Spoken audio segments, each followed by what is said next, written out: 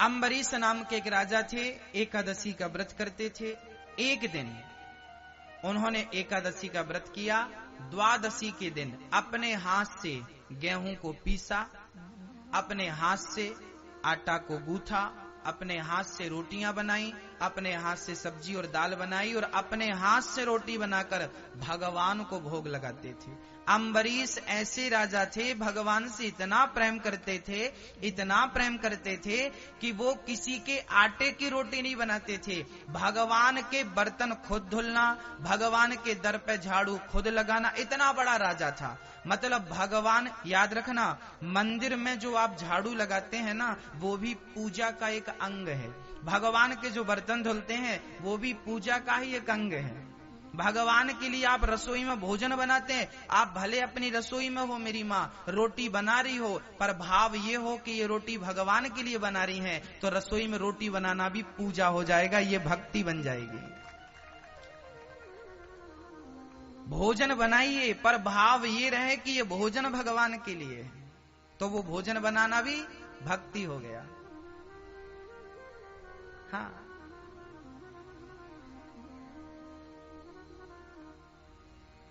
आप जुड़े रहिए, कहीं भी रहिए पर गोविंद से जुड़ करके रहिए, आनंद होगा भक्तों। हाँ, श्री अम्बरीश जी जब गेहूं पीसते थे ना, तो भगवत सोचिए, जब भक्त इतना प्रेम करता है भगवान से, तो भगवान की क्या जिम्मेदारी है। भगवान स्वयं आते और जब राजा पसीने में डूब जाते और भगवान का चिंतन करते रहते और वो गेहूं पीसते रहते, तब भगवान स्वयं आते और अपने पीतांबर से हवा करने लगते। किसे हवा करते? अम्बरीश को। अम्बरीशो महाभागा सप्त द्वीपवती मही। अम्बरीश को भगवान अपने पीतांबर से हवा करते थे। आहा, एक दिन अम्बरीश ने देखा कि हवा कहां से आ रही है। आंख बंद करके वो करते थे सारा काम, चिंतन में डूब के। आंख खोला तो भगवान बैठे, चरणों में गिर पड़े, प्रभु मुझ पापी को आपने और पापी कर दिया, आप मेरी सेवा कर रहे हैं, मैं नरक जाऊंगा प्रभु। तब भगवान ने हृदय से लगाया, अम्बरीश आप मुझसे इतना प्रेम करते हैं, मेरा तो बैकुंठ में जी नहीं लगता, बार बार आपके पास आने का मन करता है, इसलिए मैं आपका दर्शन करने चला आता हूँ। जब आप भगवान से प्रेम करेंगे तो वो भी आपसे प्रेम करेंगे। अहम भक्त पराधीन यस्वतंत्री वध्वजा। भगवान भक्तों के अधीन होते हैं मेरी माँ। भगवान स्वतंत्र नहीं है। नारद जी भी कहते ना, भगवान नारद जी ने कहा परम स्वतंत्र न सिर पर कोई, पर नारद जी की बात बिल्कुल गलत थी। नारद जी कह रहे हैं आप स्वतंत्र हो, पर भगवान से पूछा गया कि प्रभु क्या आप स्वतंत्र हैं, तो भगवान ने कहा नहीं नहीं, मैं स्वतंत्र नहीं हूं, मैं तो भक्तों के अधीन हूं। अहम भक्त पराधीन, मैं भक्तों के वश में हूं। अरे वश में नहीं होते तो जगत को नचाने वाला भगवान गोपियों के सारे पे नाच रहा है। गोपियां कहती हैं छाछ पिलाएंगी, जरा नाच को दिखाओ। ताही अहीर की छोहरियां छछियां भरी छाछ पे नाच नचावे। जगत को नचाने वाला अखिल ब्रह्मांड नायक आज किसके कहने पे नाच रहा है? गोपियों के कहने पे नाच रहा है। और किसके लिए नाच रहा है? बोले छाछ के लिए नाच रहा है। छाछ, मही, मट्ठा।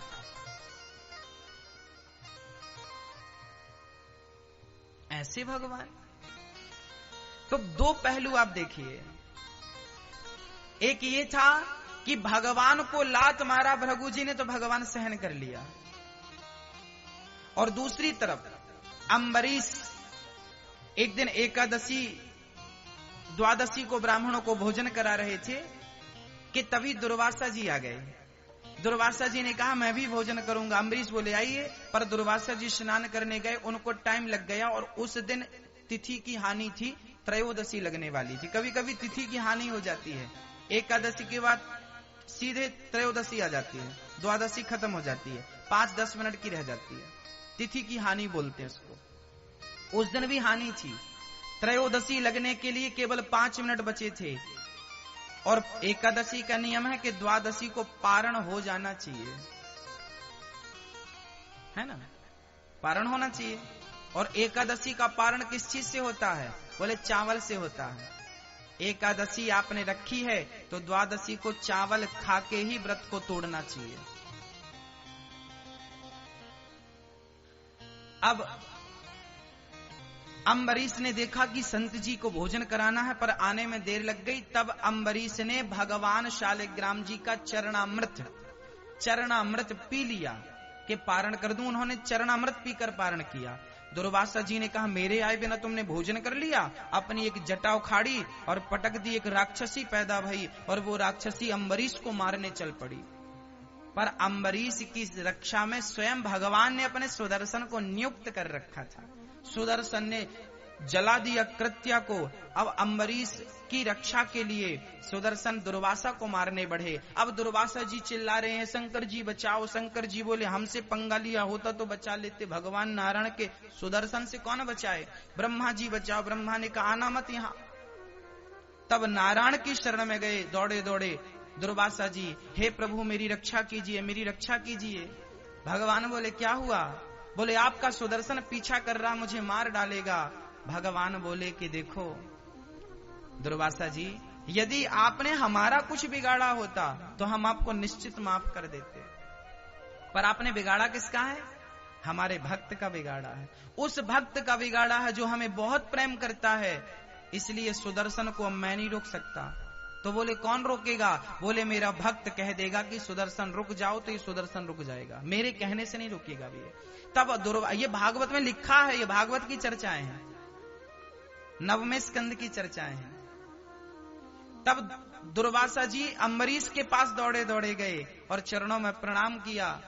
दुर्वासा जी के चरणों में अम्बरीश जी लेट गए। संत जी, आप क्यों लज्जित कर रहे हैं। दुर्वासा ने कहा, भक्त मैं समझ गया कि आप बड़े श्रेष्ठ हैं, सुदर्शन से कह दीजिए, नहीं वो मेरा गला काट देंगे। तब हाथ जोड़कर अम्बरीश ने सुदर्शन की प्रार्थना की, हे प्रभु आप शांत हो जाइए। शांत हो गया। ये बात सिद्ध हो गई कि भगवान को लात मारा भृगु जी ने तो भगवान ने भृगु को क्षमा कर दिया, पर दुर्वासा ने भक्त का अनादर किया तो भगवान ने रक्षा नहीं की, भक्त ने रक्षा की तो रक्षा हुई। ये सिद्ध हो गया कि भगवान आपको माफ नहीं करेंगे यदि आपने भक्तों का कुछ बिगाड़ा। इसलिए कथा में जाने से, कीर्तन करने से, भगवान का नाम लेने से, यदि कोई भगवान का नाम ले रहा है, कई बार आप क्या कहते हैं कि बहुत पाप करता है, दिन में तो पाप करता है, रात को तो पाप करता है और ऐसे राम राम जपता है, ऐसे भी लोग होते हैं। परंतु आपको इनकी भी आलोचना करने का अधिकार नहीं है। कम से कम वो भगवान का नाम तो ले रहा है। हाँ, चलिए माना कि उसने पाप बहुत किए हैं, परंतु नाम भी तो लिया है। आप एक बूंद जहर पी लो तो मरोगे कि नहीं, बोलो। अच्छा, धोखे से पियो तो क्या बच जाओगे। नहीं, जहर भाई साहब हमने धोखे से पीला, बाहर आ जाओ, आएगा। जहर को जानबूझकर पियो या धोखे से पियो, वो अपना असर दिखा के रहेगा। आग में हाथ जानबूझकर डालो या धोखे से चला जाए, वो अपना असर दिखाकर ही रहेगी। ऐसे भगवान का नाम भी है मेरी माँ, कोई जानबूझ कर ले, धोखे से ले, ढोंग से ही ले ले, वो नाम तो अपना काम प्रभाव दिखाकर ही रहेगा। ये वही नाम है जिस नाम के पत्थर पानी में तर गए। ये नाम पत्थर को भी पानी में डूबने नहीं दिया तो आपको भवसागर में डूबने नहीं देगा, बस नाम का सहारा ले रहेगा। कलयुग केवल नाम आधार।